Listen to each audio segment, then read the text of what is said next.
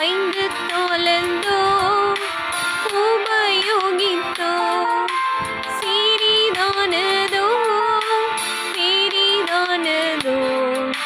பெற்ற பணி செய்து முடித்தோர் அழகாய் நிற்கும் யார் இவர்கள் திரளாய் நிற்கும் யார் இவர்கள் சினி தலைவராம் இயேசுவின் பொற்தழத்தில் அழகாய் நிற்கும் யார் இவர்கள்